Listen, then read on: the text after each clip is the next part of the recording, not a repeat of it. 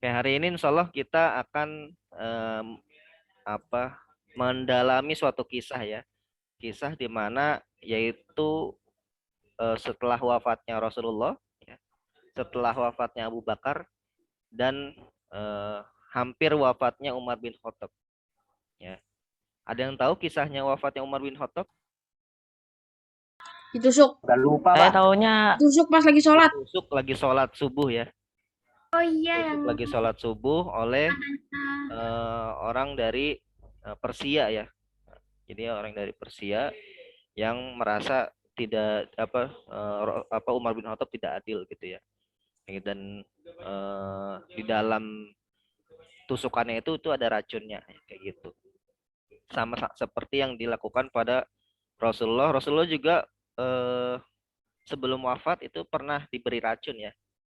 Jadi Rasulullah itu sehat, tapi karena diberi racun sempat nggak masalah gitu. Tapi ternyata makin lama makin parah ya sakitnya ya, kayak gitu. Oke, jadi hari ini saya akan mengisahkan kisah tentang pemilihan Utsman bin Affan setelah Umar bin Khattab ya. Ada yang tahu Utsman bin Affan itu siapa? orang kaya yang jadi sahabat Rasulullah. Orang kaya di zaman Rasulullah. Apalagi yang kalian tahu tentang Utsman bin Affan? Sahabatnya Rasulullah. Sahabat Rasulullah. Sahabat. Orang yang dermawan. Dermawan. Orang Islam. Islam memang Islam. Apalagi yang terkenal di Utsman bin Affan apalagi? Orang Arab. Hah? Orang Arab. Ya. Utsman bin Affan itu adalah menantunya Rasulullah. Ya. Dan sebagai menantu yang memiliki istri yang anaknya Rasulullah itu sampai 2 ya. Jadi maksudnya gini, waktu beristri dengan anaknya Rasulullah yang pertama ternyata meninggal gitu ya. Lalu setelah itu dinikahkan lagi dengan anak Rasulullah yang lain. Jadi termasuk sahabat Rasulullah yang menikah dengan sahabat Rasulullah yang menikah dengan anaknya Rasulullah sampai 2 anak gitu ya, sampai 2 anaknya Rasulullah. Ya, satunya wafat, ganti lagi dengan anak Rasulullah lagi. Maka dikisahkan sebagai Dzurronain gitu ya, yang memiliki 2 cahaya kayak gitu. Oke, jadi Utsman bin Affan ini pada saat proses pemilihannya ya, itu pada saat terjadi sakaratul mautnya Umar bin Khattab ya. Mudah-mudahan bukan kisah sedih ya. Jadi bukan kisah sedih ya ini ya. Sebelum wafat Abu Bakar menunjuk Umar sebagai penggantinya, namun Umar tidak melakukan hal yang sama. Umar menunjuk seorang dari 6 tokoh penasihatnya. Mereka adalah Sa'ad bin Abi Waqqas, Utsman bin Affan, Ali bin Abi Thalib, Abdurrahman bin Auf, Zubair bin Awam, dan Tolha. Ya, ada yang tahu ini nama-nama ini kira-kira pernah tidak terdengar asing atau gimana? Ada yang tahu ini nama-nama apa nih? sahabat Nabi. Saya pernah dengar namanya tapi saya nggak tahu. Ya. Nama-nama ini adalah salah satu dari 10 sahabat yang dijamin masuk surga.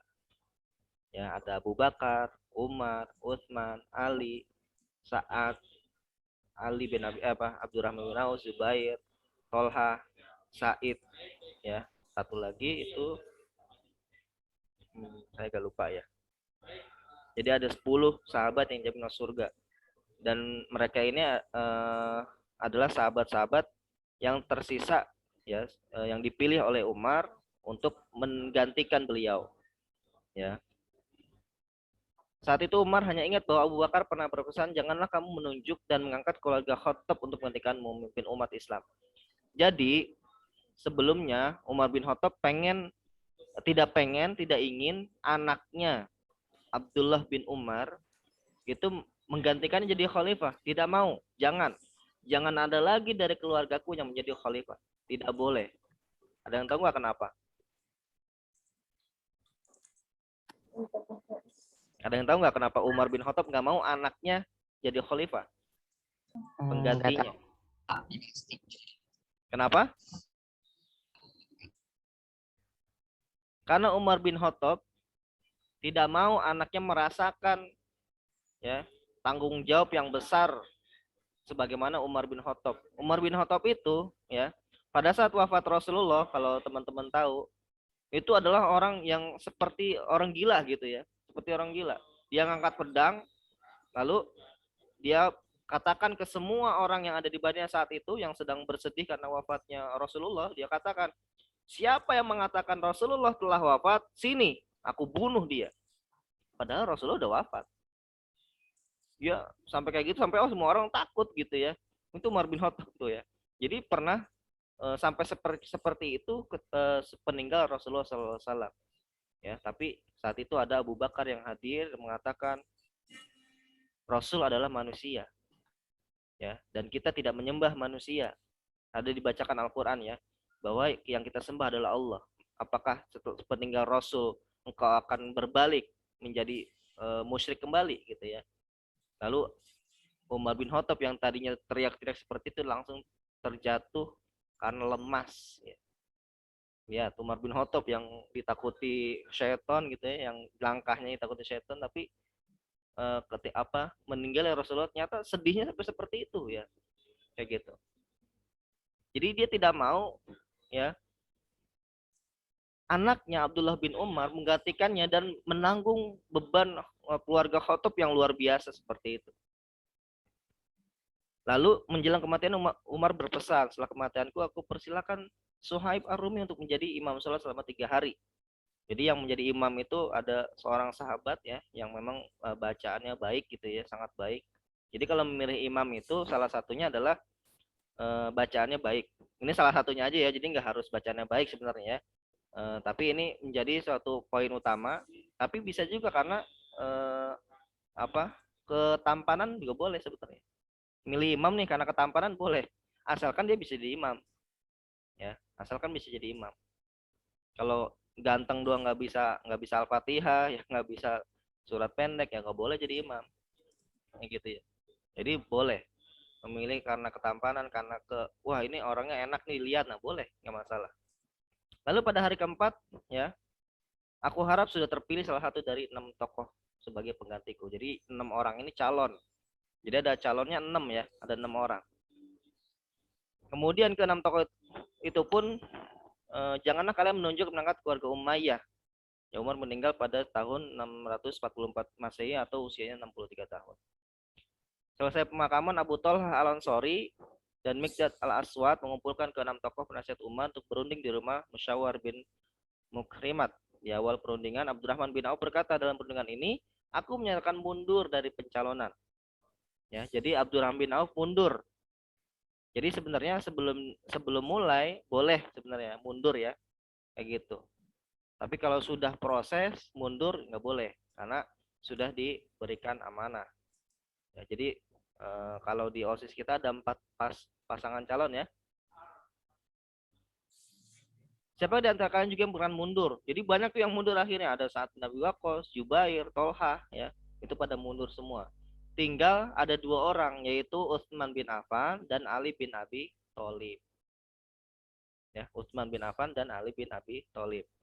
Lalu ketiga tokoh tersebut kemudian bersepakat untuk meminta Abdurrahman bin Auf. Ada yang kenal Abdurrahman bin Auf nggak? Ada yang kenal Abdurrahman bin Auf? Nggak Kenal Abdurrahman bin Auf? Kenal Pak, udah meninggal Pak dia Pak. Ya intinya dia orang sih, Islam Pak. Pak. Intinya dia orang Islam dengan baik. Mudah-mudahan teman-teman lebih mengenal lagi para sahabat ya, karena ini penting.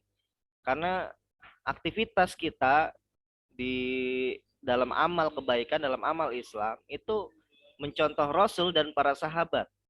Jadi kalau kita nggak tahu para sahabat, bisa jadi amal-amal kita mungkin salah satunya banyak yang salah gitu ya. Jadi pelajari para sahabat untuk amal-amal kita itu benar. Jadi Abdurrahman bin Auf ini kalau dikisahkan itu sama seperti Utsman bin Affan yang juga seorang yang kaya raya. Tapi beda dengan Utsman, kalau Abdurrahman bin Auf ini dia hijrah ke Madinah nggak bawa apa-apa. Nggak bawa apa-apa.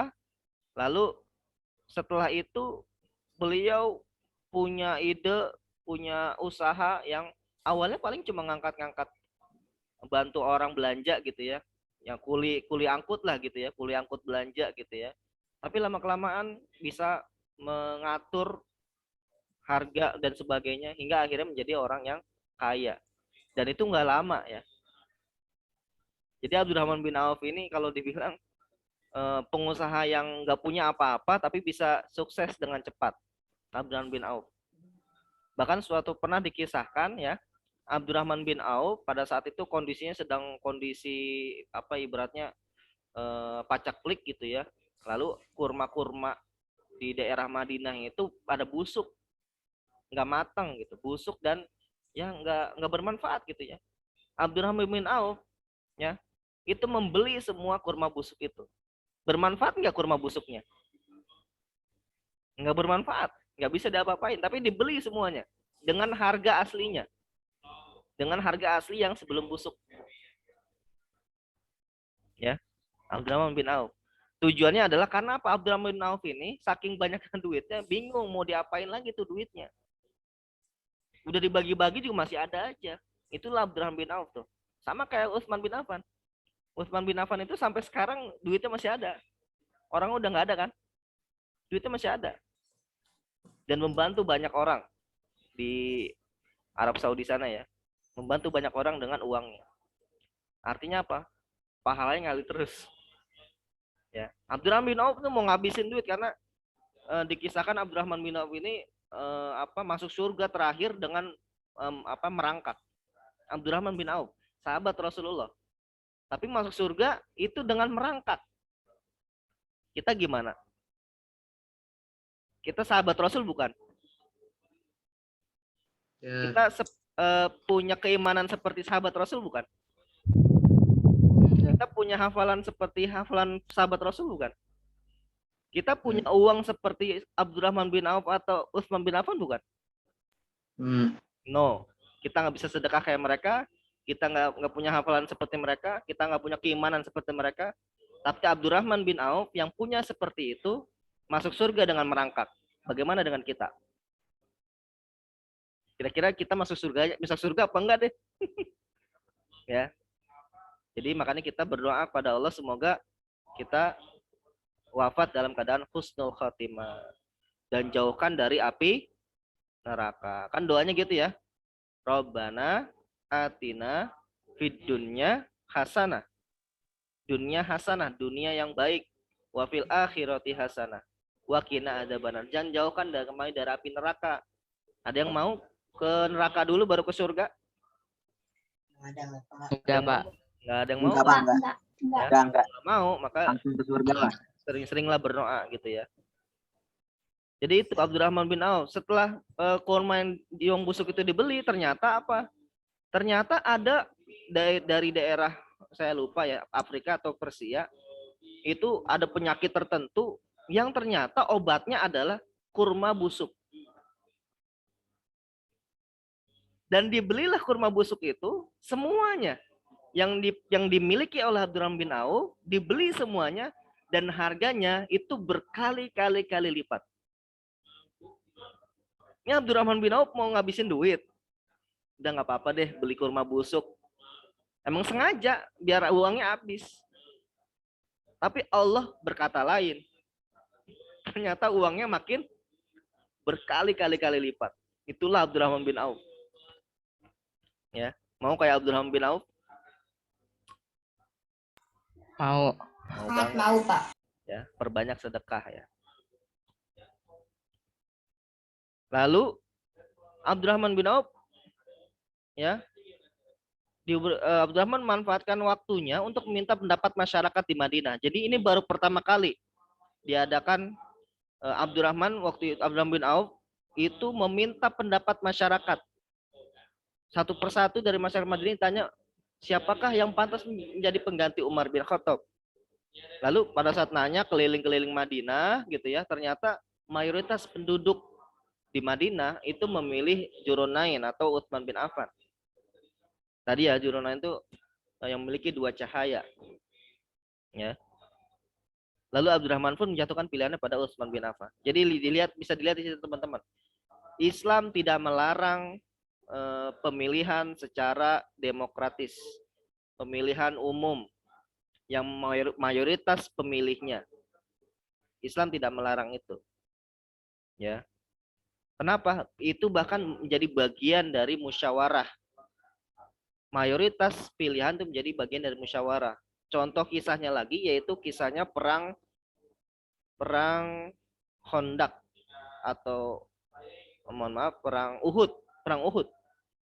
Jadi pada saat perang Uhud itu sebenarnya para sahabat itu nggak ada yang mau ke Uhud.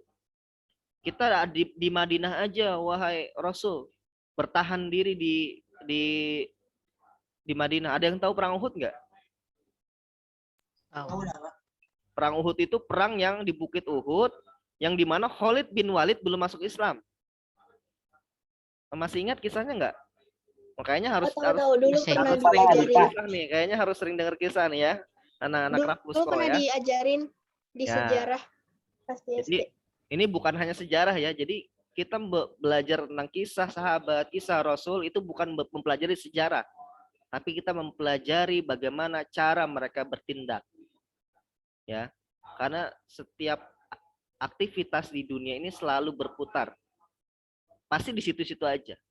Ya, maka kita pelajarilah yang terbaik generasinya, yaitu generasi Rasulullah dan generasi para sahabat. Kita pelajari itu bukan supaya kita tahu aja, bukan. Itu sebagai penambah keimanan kita gitu ya.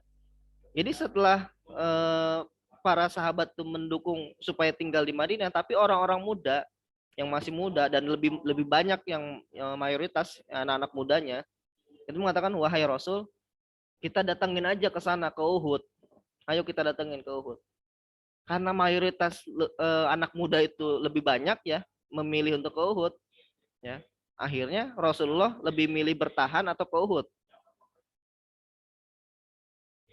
Ke Uhud ya, karena kisahnya udah terjadi ya.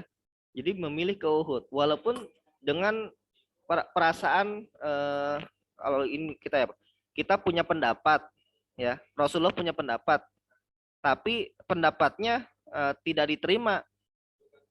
Kira-kira perasaan kalian gimana kalau kalian punya pendapatnya tidak diterima? Sedih. Pasti ada rasa ini kan, kok pendapat saya nggak terima sih. Biasa aja. Tapi Rasul yang notabene-nya adalah pimpinan pada saat itu gitu ya, menerima itu ya, langsung mengambil pakaian perangnya lalu mengatakan para sahabat, ayo kita berangkat ke Uhud. Itulah Rasulullah ya. Jadi Rasulullah itu walaupun pemimpin besar tetap ikut ya, nggak cuma nunggu, nggak kayak kita ngelihat perang-perang dulu gitu ya, yang rajanya itu cuma duduk, yang nyuruh-nyuruh, enggak ya. Rasulullah kayak gitu ya. Jadi Rasulullah pun lebih memilih pemilihan secara mayoritas keputusan di sana gitu ya. Artinya apa? Demokrasi itu nggak dilarang, pemilihan umum ya itu nggak dilarang oleh Islam. Ya. Cuma memang ada perbedaan pendapat terkait bahwa suara rakyat itu suara Tuhan, dan itu yang salah kaprah gitu ya. Kita nggak bisa menyamakan suara rakyat suara Tuhan, nggak bisa. Ya. Tapi ini adalah bagian dari perintah Allah. Jadi musyawarah ini perintah Allah. Namun para sahabat dan orang-orang ya itu awalnya pilihan Abdurrahman menuai kritik dari pihak Ali. Jadi dari pihak Ali, itu kayaknya karena Utsman itu saudaranya, jadi emang saudaraan ya. Terlebih lagi Abdurrahman adalah saudara ipar dan keduanya sama-sama dari Bani Umayyah. Sedangkan Ali berasal dari Bani Hashim. Namun demikian Abdurrahman berhasil meyakinkan Ali bahwa pilihannya didasarkan pada suara terbanyak. Akhirnya bayat terhadap Utsman dilaksanakan. Dan bersama sahabat lainnya Ali pun mengangkat bayat Khalifah Utsman bin Affan. Ya, atau inilah mendukung gitu ya. Jadi kalau sudah ada yang terpilih, jangan lagi ada kubu-kubuan. Ya, nggak ada tuh namanya kubu 1, kubu 2, nggak ada. Ya, tetap kita bareng-bareng ya. Kalau misalkan yang menang salah, kita tegur ya. Itu emang jadi ini ya, jadi cara ya dalam demokrasi kita. Jadi begitulah awal ada musyawarah dalam pemilihan suatu pemimpin dengan menjadikan pendapat masyarakat sebagai acuan dan suara terbanyak mayoritas penduduk menjadi penentu pemilihan tersebut. Jadi jelas dalam Islam tidak melarang ada pemilihan dengan penentu suara terbanyak dan justru menjadi bagian dari tata cara musyawarah yang dilakukan dalam masyarakat Indonesia. Jadi di Indonesia musyawarah itu ada fasenya. Nanti kalian lebih belajar nanti sama guru IPS lah ya. Jadi di PKN seingat saya itu ada materi tentang musyawarah. Jadi musyawarah itu ada beberapa tipe. Jadi enggak musyawarah utama itu keputusan mutlak. Keputusan mutlak. Jadi udah ada keputusan yaitu hasil musyawarah. Tapi bisa juga dengan mayoritas pemilih atau mayoritas keputusan. Jadi musyawarah itu seperti itu. Itu ya. Jadi apalagi dengan kondisi seperti ini ya. Sebentar lagi pemilihan ketua OSIS ya. Kalian belajar berdemokrasi. Kalian adalah masyarakat Indonesia ya, benar ya? Masyarakat Indonesia. Beda kalau misalnya kalian hidup di negara lain, maka ikutilah aturan negara tersebut. Ingat, Islam itu tidak menjauhkan dengan negara. Justru Islam itu mengatakan bahwa negara itu adalah bagian dari Islam.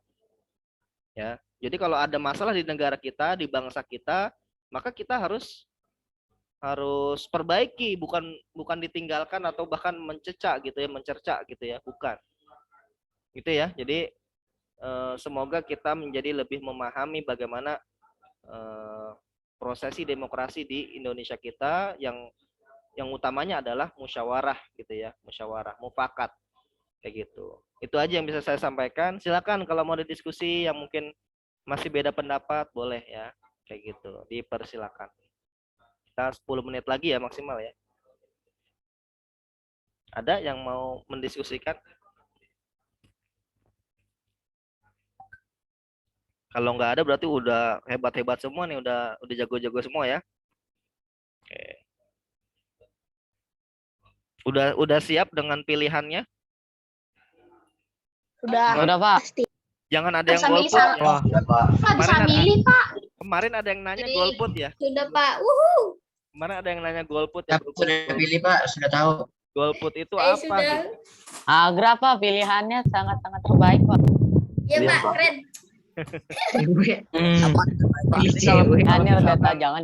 Kalian mau lebih jelas tentang golput itu apa? Tanya itu Pak Dery, ya Bu Resi, ya, itu lebih tahu lah. Golput itu apa ya? Golput singkatannya golongan putih ya Pak? Iya, golongan putih. Terus? Nggak memilih siapa-siapa. Nggak bisa milih salah satu Pak. Nggak bisa milih salah satu. Nah itu berarti golput namanya. Boleh golput ya, Surakarya sangat berarti. Wih, ada Pak Dery.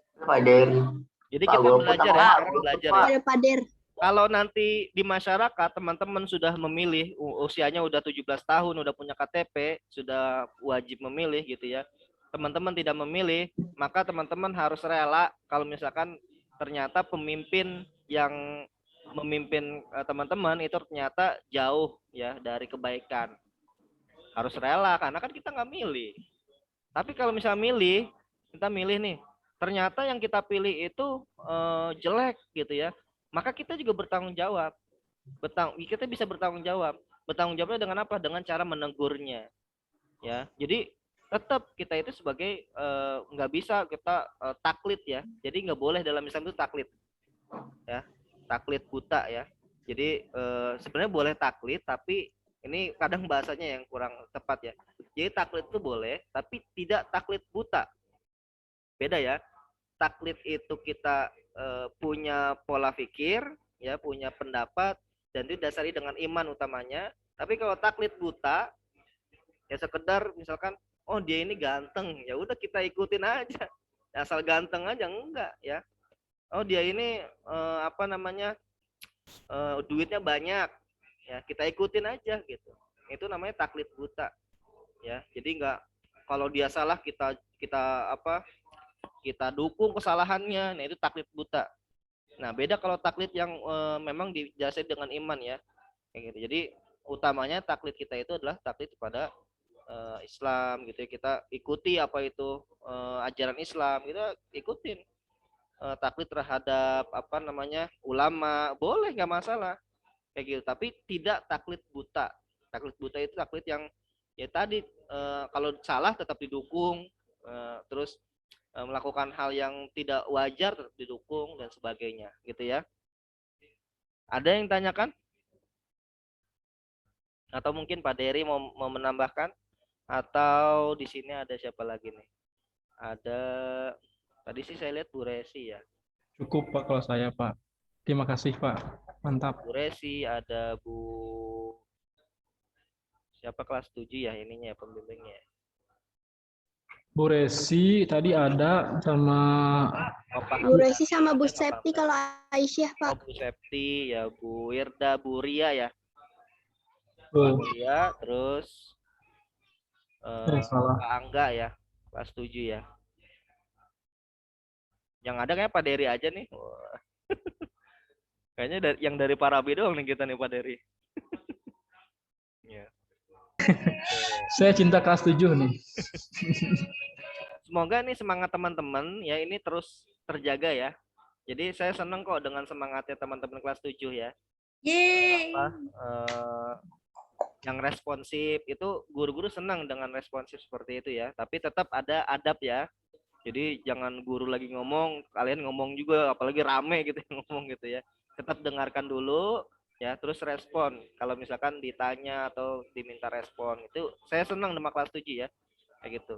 Jadi mudah-mudahan bisa tetap terjaga karena beberapa di kelas 7-nya responsif, kelas 8 mulai turun, kelas 9 apalagi jadi pendiam gitu ya. Mudah-mudahan tetap dijaga ya responsifnya, semangatnya itu tetap dijaga gitu ya. Jadi tetap bisa memberikan kebaikan untuk adik kelas nanti ya. Bentar lagi punya adik kelas nih. Oh gitu, iya orang udah ada ini, udah ada apa PPDB. PDB gitu. Udah ada nih PPDB nih ya, di SMP udah ada, di SMA juga udah ada ya PPDB. Jadi bentar lagi punya adik kelas ya. Bentar lagi jadi pengurus OSIS ya kan? Ya, siap-siap aja. Tuh, Nana sudah siap no ya. Ya, Reno jadi kakak kelas nanti Reno. Fix Nanas Enggak, harus enggak, menang. enggak. Nanas harus menang. Nggak mau jadi kakak kelas, mau di sini aja terus. Oh di sini aja Ren. Ya. Enggak. Gimana sih? Naik kelas. Oh iya. Ya. Pilih salah satu. Mau nggak naik kelas? Mau. Mau. Enggak Ren. Sat. Enggak. Reno Nah, sudah cukup Pandil Oke, lagi yang kita bicara. cukupkan ya. Karena sudah sebentar lagi kita lakukan pemilihan, kita cukupkan. Saya tutup dari saya. Assalamualaikum warahmatullahi wabarakatuh. Waalaikumsalam Waalaikumsalam warahmatullahi wabarakatuh. Warahmatullahi wabarakatuh. Oke, silakan siap-siap di Zoom utama ya. Nanti jam 13.45 langsung saya ini kok, langsung saya breakout-nya saya hapus ya. Jadi biar kembali semua. Oke, Pak. Oke, Pak.